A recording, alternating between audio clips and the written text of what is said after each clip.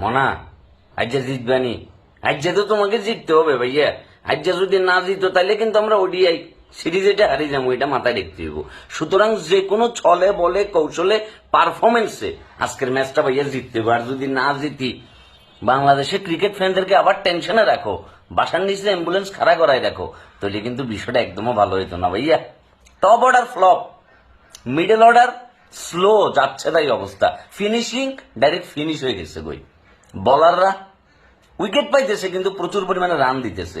এমনি করে যদি হয় ভাইয়া তাহলে আমাদের তো 2027 সালের ওয়ার্ল্ড কাপ, আবার কি ব্যাকের লোকে কোয়ালিফাই ম্যাচ খেলি তারপর খেলতে হইব। এশিয়ান গেমস এমনি করে খেলবা ভাইয়া, টানা 5টা ম্যাচ জিততে হইব, আর এমনি জিততে হইব টানা 3টা। এমনি করে যদি চলতে থাকে তাহলে তো ক্রিকেটের হুইল চেয়ার লাগবে ভাইয়া। আমাদের ক্রিকেটের কি হুইল চেয়ার দরকার? আজকের ম্যাচটা ভাইয়া উল্টাপাল্টা কিছু করিও না। সবার আগে পিচ রিডিংটা ঠিকঠাক ভাবে কেনা করো ভাইয়া। আফগানিস্তান যে জায়গায় 4টা স্পিনার লই খেলায় সে জায়গায় তোমরা রিশাদ হোসেনকে বসাই রেখছো কোন যুক্তিতে ভাইয়া? হাসান মাহমুদরে এক্সট্রা পেসার কিল্লাই দিছো। গত ম্যাচে 7জন বলার ব্যবহার করাইছো। নাজমুল হোসেন শান্ত যাই লাস্ট ওভারটা করছে, মানে যেই ওভারে আফগানিস্তান ম্যাচটা জিতে যাইতেছে। সাইফ হাসানরাও বোলিং দিছো, আর লগে 5জন তো আছে। তাহলে ভাইয়া আস্তে করে হাসান মাহমুদরে বসাই রিশাদরে যদি কাজে লাগাইতা তাহলে তো মনে করো যে ভালো একটা রেজাল্ট দিচ্ছ, কিন্তু না, তোমরা তো সেটা করতেছো না। তোমাদের মাথার ভিতরে কি আছে সেটা আল্লাহ মাহবুদই ভালো জানে।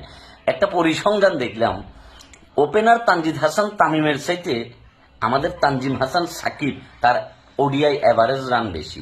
যদিও তানজিম হাসান সাকিব তানজিদের চাইতে তামিমের চাইতে ম্যাচ কিছু কম খেলছে, কিন্তু তারপরও একজন 8 নাম্বার ব্যাটসম্যানের এভারেজ একজন টপ অর্ডার ব্যাটসম্যানের চাইতে বেশি। এর চাইতে দুঃখজনক বিষয় আর কি হইতে পারে ভাইয়া? তামিম, তোমাকে যে পরিমাণ ম্যাচে সুযোগ দেওয়া হয়েছে, এই সুযোগটা মনে করো যে কি, এই সুযোগ যদি নামিবিয়ার কোনো ব্যাটসম্যান রোজ দিত, এত তো মনে করো যে ভাই এতদিনে ভালো কিছু করে ফেলতে পারতো। কিন্তু তোমরা কেন পাইতেছো না, কেন করতেছো না, এটা মাথায় ঢুকতেছে না ভাইয়া। শান্ত ভাইয়া ওই নাইম শেখও বলে আসছে ভাইয়া আপনারা আজকে একটু রান টান করিয়েন আর কি। আমাদের আমরা তো চাই না যে আপনাদেরকে উল্টাপাল্টা কিছু বলি ভাইয়া, একটু রান টান করিয়েন, ম্যাচের মোমেন্টটা একটু রিড করিয়েন ভাইয়া। টপ অর্ডার যদি পাওয়ার প্লেতে ভালো একটা রান করি দেন, অ্যাটলিস্ট 15 ওভার পর্যন্ত যদি আপনারা টিকি খেলেন ভাইয়া, তাহলে তো ভালো একটা রান চলে আসে। গত ম্যাচে সাহস দেখায় আফগানিস্তানের সাথে আগে ব্যাটিং করছেন, কিন্তু দুঃখের ব্যাপার হইতেছে 50টা ওভার ব্যাটিং আমরা করতে পারতেছি না, এতটা বাজে অবস্থা হয়ে গেছে। তাহলে এর চাইতে তো সাকিব আল হাসান, মুশফিক, মাহমুদ তাদের যুগটাই ভালো ছিল, মাশরাফির যুগটা ভালো ছিল, যে দুপদাপ করে 3টা-4টা উইকেট পড়ে গেলেও কি সাকিব আল হাসান এবং মুশফিকুর রহিম কিংবা মাহমুদুল্লাহ মুশফিক এরা রানের চাকাটারে সবসময় সচল রাখে।